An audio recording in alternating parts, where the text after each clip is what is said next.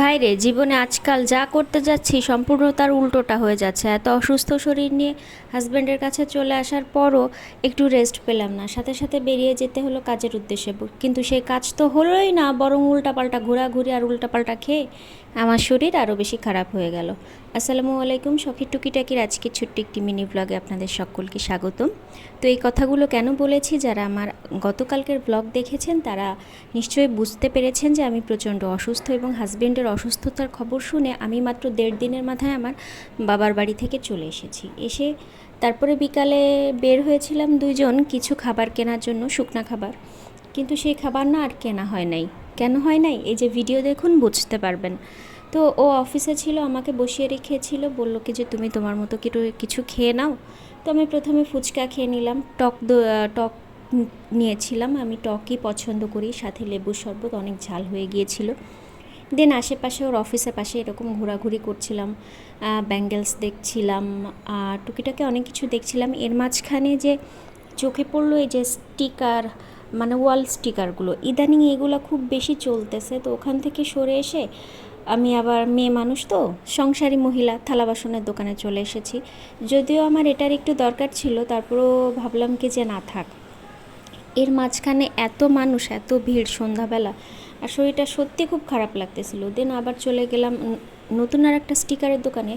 এখানে গিয়ে এই স্টিকারগুলো আমার আসলে অনেক বেশি পছন্দ হয়েছিল, আর আমি কিনতেও চেয়েছিলাম, যার কারণে আমি দোকানের জন্য দাঁড়িয়েছিলাম প্রায় আধা ঘন্টার মতো। দোকানে যে সেই যে হারিয়ে গিয়েছে আর তার কোনো পাত্তাই নেই। ভিডিওটা যদিও ছোট, কিন্তু সিরিয়াসলি আমি এখানে আধা ঘন্টা দাঁড়িয়েছিলাম, এবং এই ছোট্ট দোকানে মাসাল্লাহ সুন্দর সুন্দর জিনিস আছে, মানে এত সুন্দর জিনিস প্রয়োজনের মধ্যে।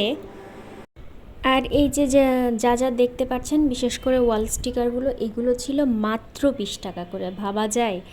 অথচ 2023 সালে এটা আমি 1000 টাকা করেও কিনেছি। কি একটা অবস্থা, তাই না? তো যাই হোক, ফুটপাতে আসলে এইগুলো এরকম সুন্দর সুন্দর জিনিসপত্র দেখে না আমার নিজের কাছেই ভালো লাগতেছিল। তো যেহেতু ছোটোগুলো পাচ্ছিলাম না, তাই চেষ্টা করতেছিলাম যে এই মিডিয়াম সাইজের মধ্যে একটু সেম জাতীয় জিনিস নিয়ে 3টা পরপর সাজিয়ে দিলে বেশ মানে ওয়ালে ভালো লাগবে। কিন্তু তাও আমি কেন জানি মিলাতে পারছিলাম না। আমার একটা প্রবলেম আছে, যা একবার চোখে আটকে যায় তা আটকেই যায়। তো না কিনে আমি চলে আসলাম বই খাতার দোকানের পাশে। এখানে মেইনলি হয়েছে, আমি দেখলাম সমস্ত বই পাবেন, পুরনো বই, আইএলটিএসের বই, বিভিন্ন দেশের স্পোকেনের বই, তারপরে সাধারণ জ্ঞানের বই, ডিকশনারি বলেন, ইংলিশ স্পোকেন বলেন, ওই দেখেন জাপানি ভাষার ভূমিকা দেখা যাচ্ছিল। তো বিভিন্ন রকম পুরনো বই, ইভেন এখানে স্কুল কলেজের ফিজিক্স কেমিস্ট্রি ম্যাথের যে পুরনো বইগুলো আছে সেগুলোও পাওয়া গেল। তো আমি আসলে ইংলিশ বইটা নিয়ে, স্পোকেনের বইটা নিয়ে খুলে দেখছিলাম, তো লাগলো না। তো তারপরে হাজব্যান্ড অবশেষে অফিস থেকে বের হয়ে আমরা চলে গিয়েছিলাম একটা অর্গানিক শপে। আমরা গিয়েছিলাম মেইনলি চিয়া সিড কেনার উদ্দেশ্যে।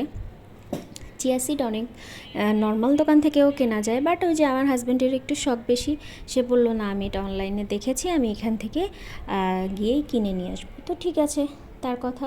তো এই দোকানে না, মানে মধু থেকে শুরু করে বাদাম, চিয়া সিড, গ্রিন টি, বিভিন্ন প্রকার কোকো পাউডার, ও ইচ অ্যান্ড এভরিথিং, আপনি মোটামুটি যা চান সেটা খুঁজে পাবেন। তো আমরা 500 গ্রামের মতো এই চিয়া সিড নিয়েছিলাম। তো আমি বললাম 500 গ্রাম দিয়ে কী হবে। আর চিয়া সিড হয়েছে কি, যারা খেতে পারেন তারা তো জানেন যে এটা স্বাস্থ্যের জন্য কতটা ভালো, আর বিশেষ করে স্কিনের জন্য এটা অনেক ভালো। তারপরে চলে গিয়েছিলাম এই ভাইরাল ডিমের দোকানে।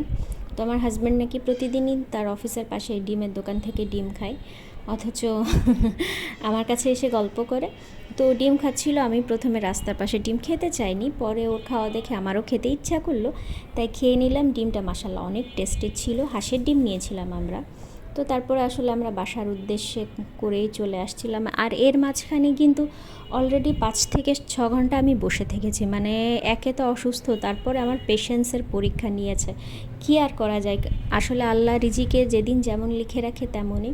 তো অসুস্থতার কারণে আসলে ও আমাকে একটা ডাব খাওয়ালো।